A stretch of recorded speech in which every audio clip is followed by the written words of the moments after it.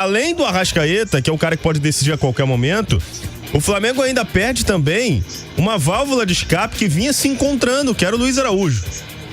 A gente tá falando muito no Arrascaeta, e é natural, é óbvio que a gente fale mais do Arrascaeta do que do Luiz Araújo. Verdade. Porque o Arrascaeta é um craque, um dos melhores jogadores da América do Sul. E o Luiz, até que prova o contrário, ainda tá no banco, né? Sim, mas o Luiz foi titular contra o Internacional e foi o primeiro jogo que ele ganhou a sua oportunidade. Ele tava bem, era um dos melhores em campo, embora tenha perdido um gol, entre aspas, feito, e não sei se é tão feito assim, caiu na perna ruim. Pois é. Ele tinha, cara, feito bons jogos. E o Flamengo, nesse momento, tá precisando desse cara mais arisco, mais driblador, porque o Flamengo é muito previsível, muito burocrático. E aí, quando acha esse cara também se machuca, também por uma lesão muscular. Então, o fato é que o Flamengo perde muito sem esses dois jogadores.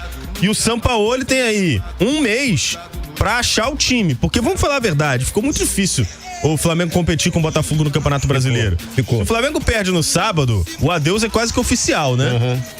Fica praticamente impossível o Flamengo alcançar o Botafogo. Então, o objetivo desses próximos jogos do Campeonato Brasileiro, obviamente, é competir, é buscar vitórias, mas também encontrar um time para parar o São Paulo.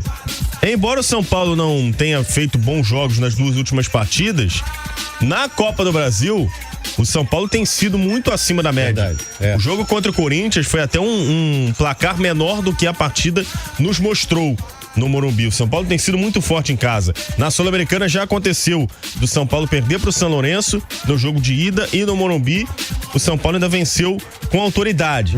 E o segundo jogo vai ser no Morumbi. Então o São Paulo ainda ganha essa carta na manga de poder decidir dentro de casa. Ficou muito difícil.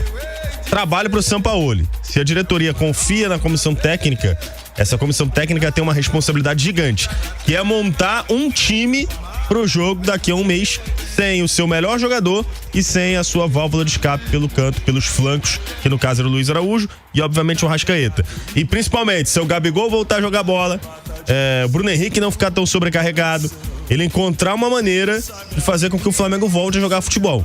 Caso contrário, o favorito é o São Paulo. Bom, vamos lá. Situação do mando de campo, dos mandos de campo. Flamengo fazendo o primeiro jogo aqui no Rio, indo a São Paulo para decidir contra o São Paulo lá no Morumbi. Você coloca muito peso nessa situação de decidir em casa? Coloco pelo histórico recente do São Paulo. São Paulo contra o Corinthians, ele perde o jogo de ida. São Paulo não consegue vencer na Neoquímica Arena, né? Isso já aconteceu outras vezes. Vai pro jogo de volta e vence com tranquilidade. Acabei de falar sobre esse jogo, 2-0. Claro, sofreu um pouquinho no final, mas pelo primeiro tempo poderia ter sido 3-4, 5-0.